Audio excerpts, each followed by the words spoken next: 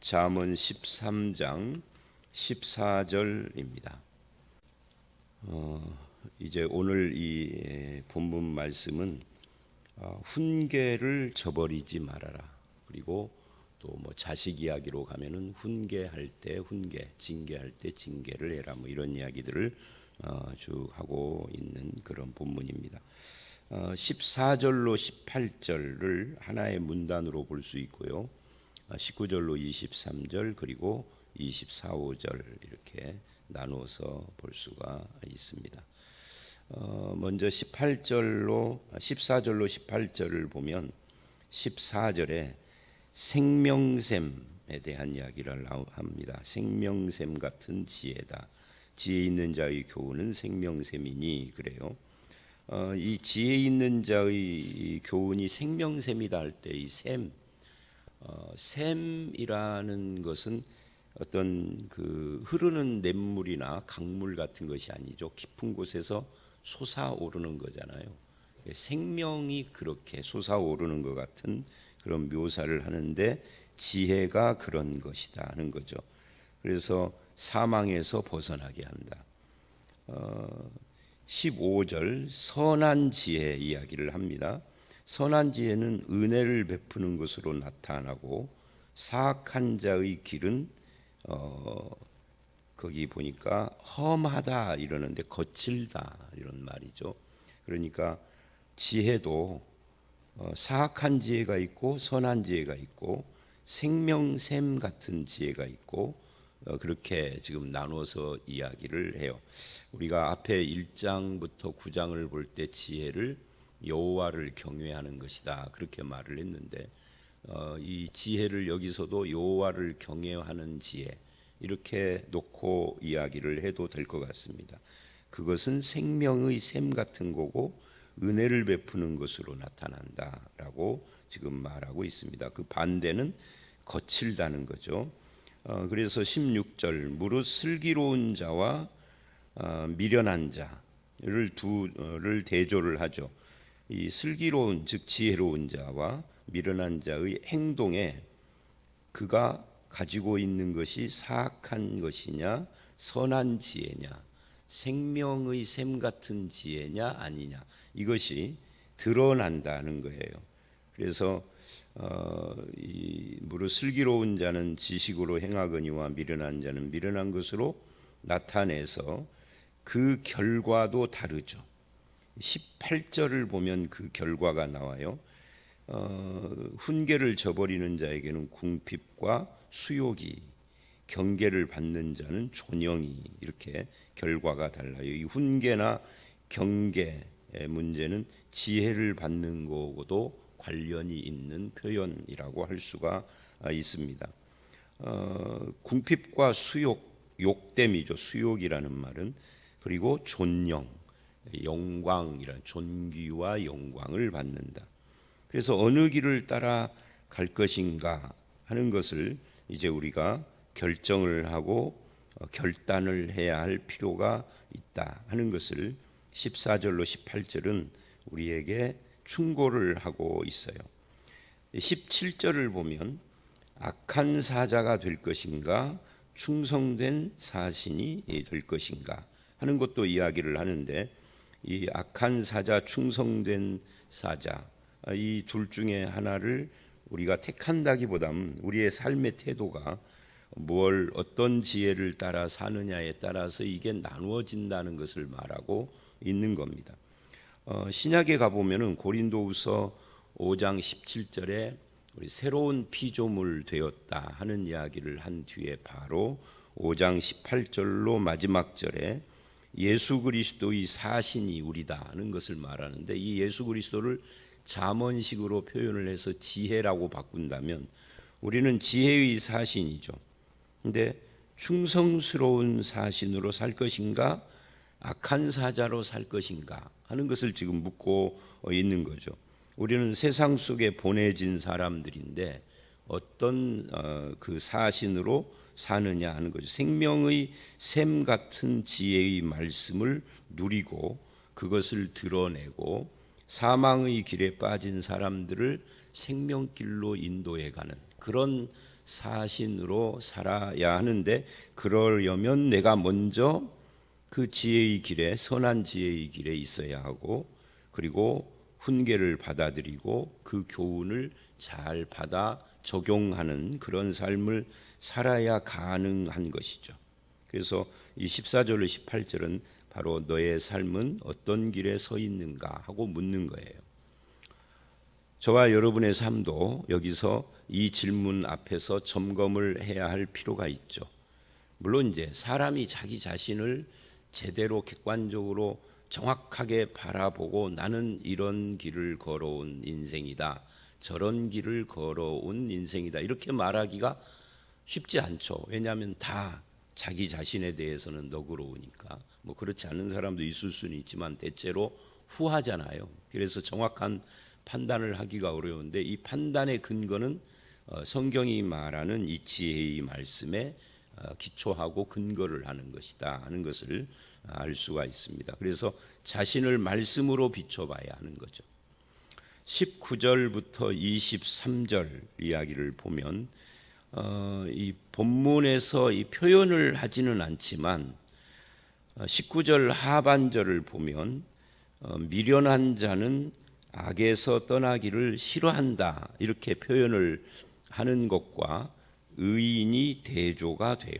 의인이라는 말이 19절에 지금 나와 있지 않아도 미련한 자의 반대쪽, 그래서 악에서 떠나는 것을 싫어하는 것과 달리 의인의 소원을 성취하면 마음이 달아도, 이렇게 이야기를 합니다. 소원은 지혜와 의미가 비슷합니다. 그래서 지혜의 그 어떤 연결점을 가지고 있는 거죠. 그래서 즐거움이지만 악에 머무는 자의 소원은 파멸. 그러니까 같은 소원이 아닌 거죠. 어떤 자의 소원이냐에 따라서 소원이 이루어지는 것 자체가 악을 행하는 것이 될 수가 있고 그렇지 않는 것이 될 수가 있다 하는 것을 29절은 보여주고 있어요. 그리고 20절에는 지혜와 동행하면 이래요. 그러니까 지혜로운 자와 동행하면 그러면 지혜를 얻고, 그러니까 이 표현도 참 재미있는 표현이죠. 지혜자와 동행하면은 물질의 축복이 있다든지 건강을 얻는다든지 아니면은 네가 소원하는 것이 성취된다든지 뭐 꿈을 이루게 된다든지 이렇게 말하지 않고 지혜로운 자와 동행하면 지혜를 얻는다 그래요.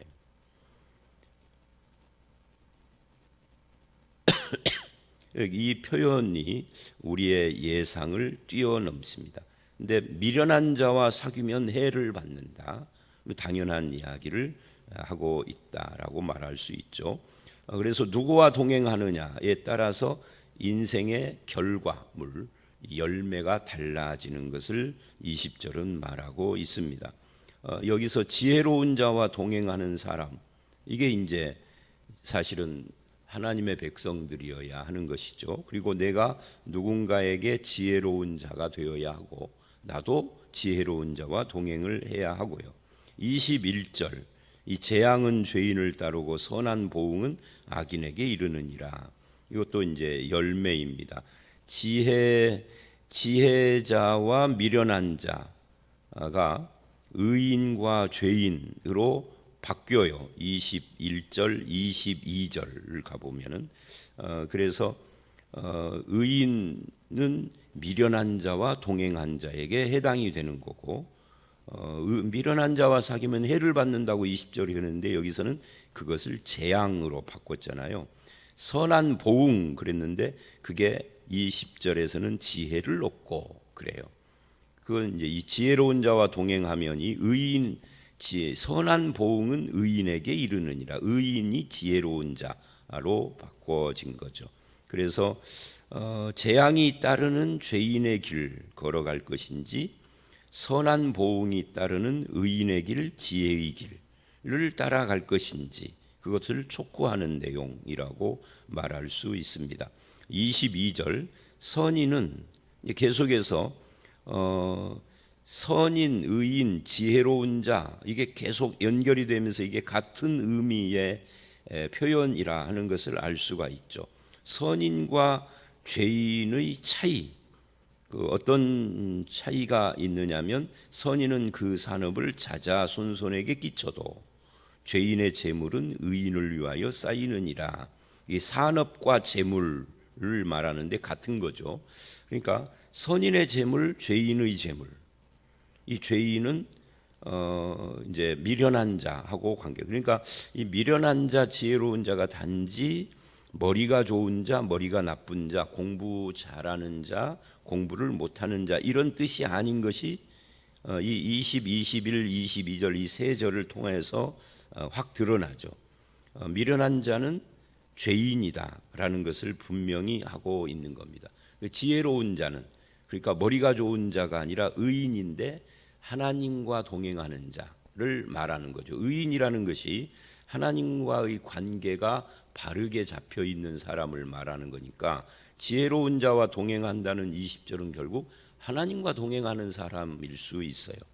그런 사람이 즉 이제 신약식으로 말하면 하나님을 잘 믿는 사람은 어떤 열매를 얻느냐 할 때 아까 말한 건강, 무슨 출세 뭐 이런 것들이 아니라 지혜를 얻는다 그래요. 이 지혜가 이제 이 잠언에서 말하는 아까도 제가 설명한 것처럼 여호와를 경외하는 것이라고 할 때 그러니까 하나님을 잘 믿는 사람은 하나님을 경외하는 삶의 열매를 맺는 거죠.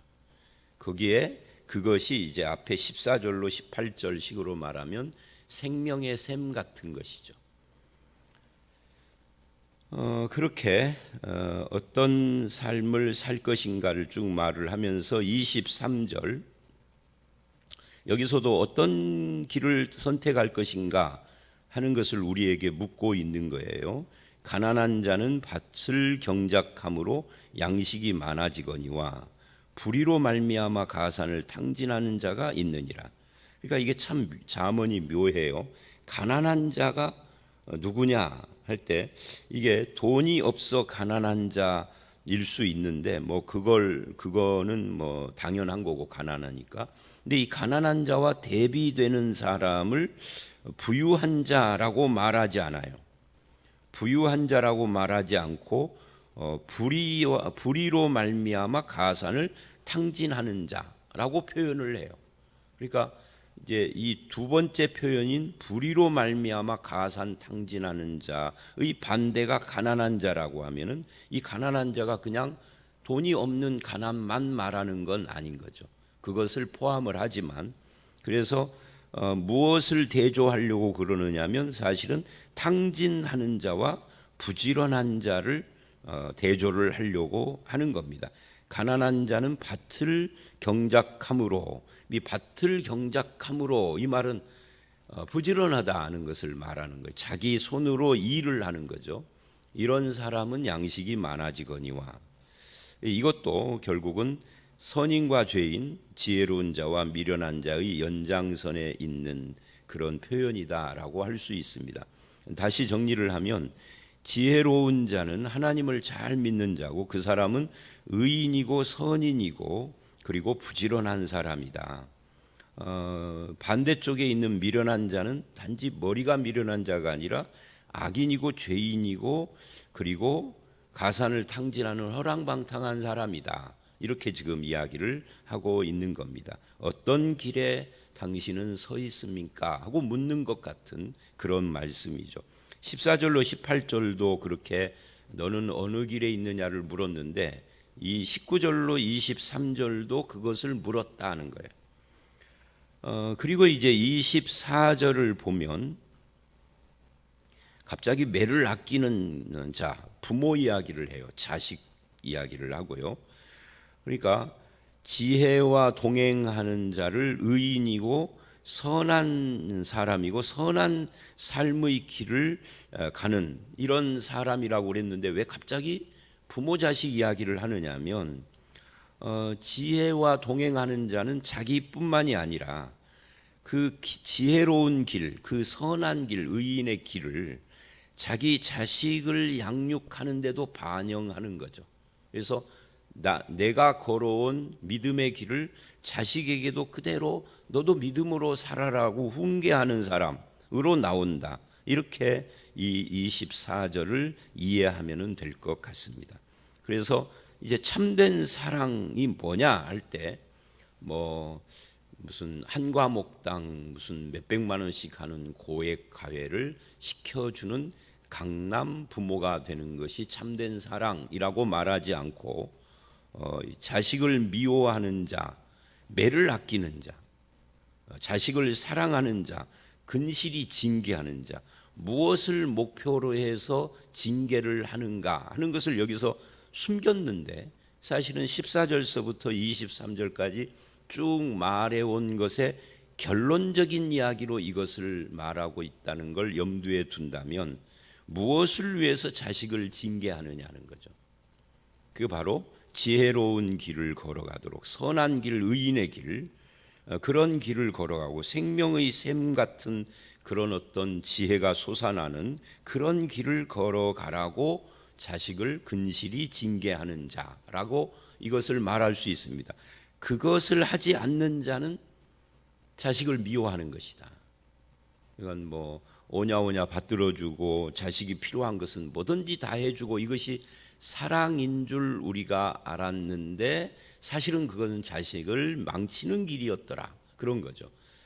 선한 길을 살아가도록 지혜자의 길, 생명의 길을 살아가도록 해주는 것이 진짜 사랑이다. 근데 그렇게 해주기 위해서는 근실히 징계를 해야 할 때도 있는 것이라는 거죠. 왜냐하면 자식은 아직 여기서 자식 할 때는 나이 다 먹은 40, 50 먹은 자식을 말하는 건 아니니까 아직은 완성된 사람이 아니라 지금도 변해가고 자라가고 해야 하는, 근데 그 길의 방향을 믿음의 길로 하나님을 경외하는 길로 가도록 해주는 것이 진정한 사랑이지 좋은 것을 많이 해주는 것을 사랑이라고 하지 않는다. 잠언은 그렇게 지금 우리가 볼 수 있습니다.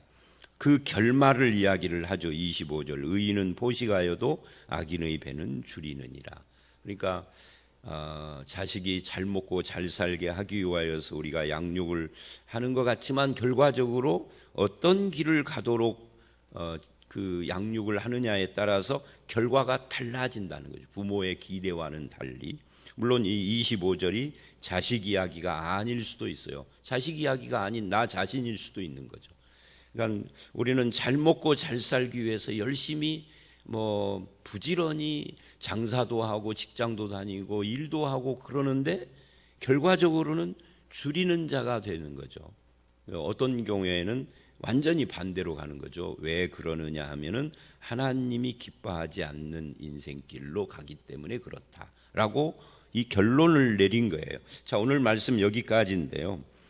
다시 이제 이야기를 하고 마무리를 하면 우리가 생명의 샘이 솟아나는 것 같은 지혜의 교훈을 따라서 살아야 된다. 그것은 선한 지혜고 충성된 사신으로 세상 속에서 그것을 반영하는 자고 훈계를 받아들이는 자지 저버리는 자가 아니다. 그러니까 14절로 18절도 결론이 징계와 훈계로 났는데 19절 이하의 25절도 결론이 징계로 났어요. 그래서 이 징계를 나던 자식이던 잘 받아들이고 또 행하는 이런 것이 필요하다. 이렇게 말을 했고요. 지혜로운 자와 동행하는 자, 선한 자, 의인의 길을 걸어가야 하고 이것이 나에게서 끝나지 않고 우리 자녀들에게도 그대로 이어져서 지혜의 길, 하나님을 경외하는 길을 걸어가는 것이 그것이 진정한 복된 삶이고 우리 자녀도 그 길을 걸어가는 것이 자녀에게 정말 축복된 양육자로서 우리가 하는 일이다 하는 것을 가르쳐 줬습니다. 저와 여러분이 하나님과 동행하는 지혜로운 자의 삶을 살아가는 그런 성도들이 다 되시기를 주의 이름으로 축원합니다. 함께 기도하겠습니다. 하나님 아버지, 우리가 열심히 인생을 살아가지만 그것이 생명의 샘 같은 그런 선한 지혜의 길을 걸어가는 그런 것인지, 아니면 그 결론이 사망의 그물에 빠져버리는 사악한 자의 길을 걸어가는 것인지, 그 객관적인 기준이 나에게 있거나 세상에 있는 것이 아니라 하나님과 하나님의 말씀에 있음을 알았습니다. 우리 자신을 살피게 하시고 나만이 아니라 나의 가족들과 자녀들에게도 그 생명의 길, 지혜의 길, 의인의 길, 선한 삶을 살아가는 그런 바른 믿음의 길을 양육하고 전수할 수 있도록 우리를 붙잡아 주시옵소서. 진정으로 복된 것이 무엇인지를 깨닫고 우리의 삶을 바르게 고쳐가며 늘 그 길을 바르게 걸어갈 수 있는 은혜와 힘을 허락하여 주시옵소서. 오늘 이 하루도 우리가 살아가는 길에 생명이 있게 하시고 지혜가 있게 하시고 선한 열매가 맺어지기를 원하옵고 예수님 이름으로 기도드렸사옵나이다. 아멘.